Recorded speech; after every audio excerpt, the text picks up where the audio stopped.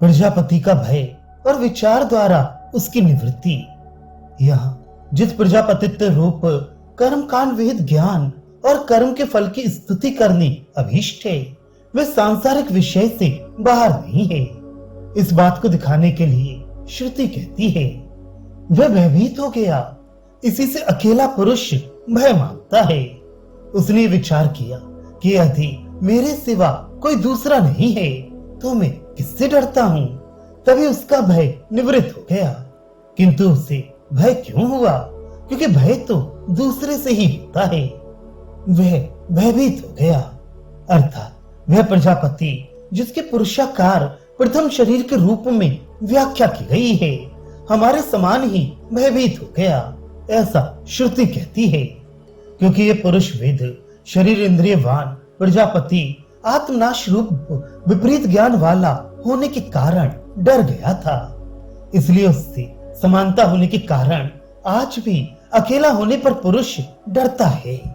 इसके सिवा हमारे समान ही प्रजापति के भी भय के हेतुभूत विपरीत ज्ञान की निवृत्ति के कारण यथार्थ आत्मज्ञान ही हुआ।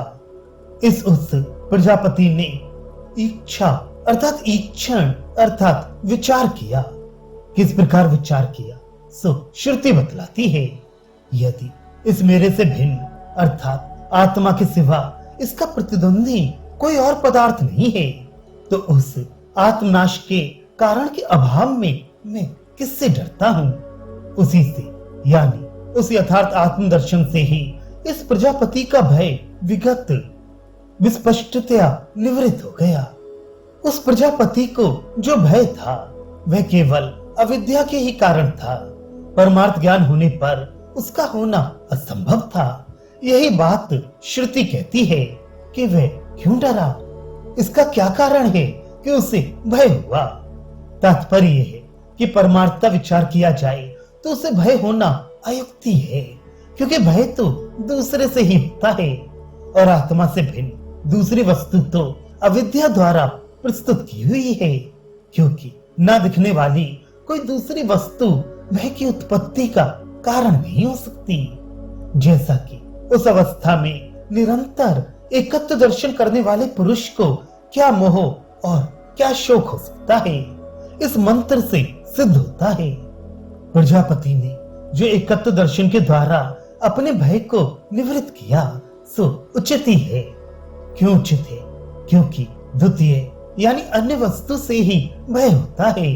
वह द्वितीय दर्शन आत्मा के एकत्व दर्शन से निवृत्त हो गया, क्योंकि वास्तव में द्वितीय है ही नहीं। यहाँ ये शंका करते हैं कि प्रजापति को किससे एकत्व ज्ञान हुआ, उसे किसने उपदेश किया था, अथवा बिना उपदेश के ही उसका प्रादुर्भाव हो गया। तब तो हमारे लिए भी वैसा ही प्रसंग हो सकता है। यदि उसे जन्मांतर कृत संस्कार से होने वाला माना जाए तो एकत्व दर्शन की व्यर्थता का प्रसंग उपस्थित होता है। अर्थात जिस प्रकार अपने पूर्व जन्म में स्थित प्रजापति के एकत्व दर्शन ने विद्यमान रहने पर भी अविद्या रूप बंधन के कारण की निवृत्ति नहीं की, क्योंकि अविद्या संयुक्त उत्पन्न होने के कारण ही उसे भय हुआ था। इसी प्रकार सभी के एकत्व दर्शन की व्यर्थता प्राप्त होती है। यदि कहो कि सबके अंत में होने वाला एकत्व ज्ञान ही अविद्या की निवृत्ति करने वाला होता है तो ये ठीक नहीं, क्योंकि पूर्ववत पुनः प्रसंग उपस्थित होने पर उसका अव्यवचारित्व नहीं रह सकेगा। अतः एकत्व दर्शन व्यर्थ ही है।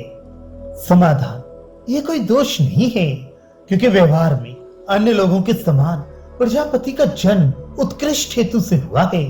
जिस प्रकार पुण्य कर्मों से प्राप्त हुए पवित्र देह और इंद्रियों से युक्त जन्म होने पर बुद्धि, मेधा शक्ति और स्मृति की विशुद्धता देखी जाती है, उसी प्रकार धर्म, ज्ञान, वैराग्य और ऐश्वर्य के विपरीत अधम आदि के कारण होने वाले समस्त पापों का दहा हो जाने से प्रजापति का विशुद्ध देह और इंद्रियों से युक्त उत्कृष्ट जन्म है।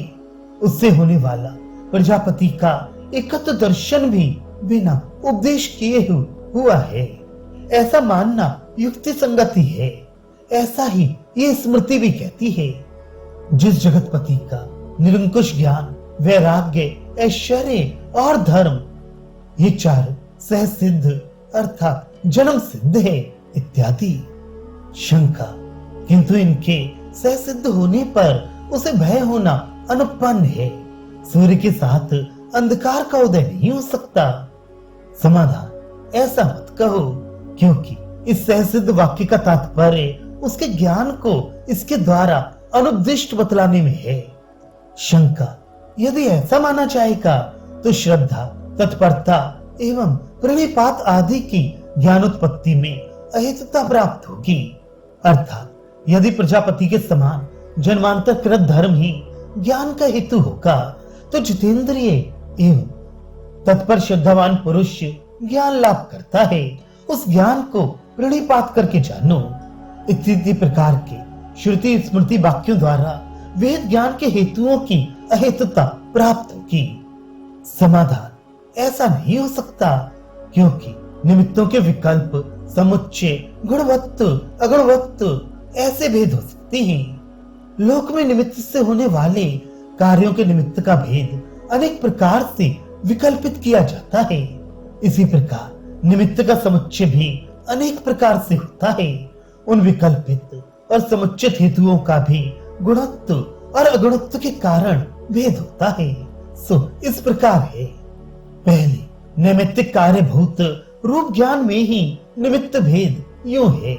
निशाचरों को बिना प्रकाश के अंधकार में ही होने वाला नेत्र और रूप का सन्निकर्ष रूप ज्ञान में कारण होता है।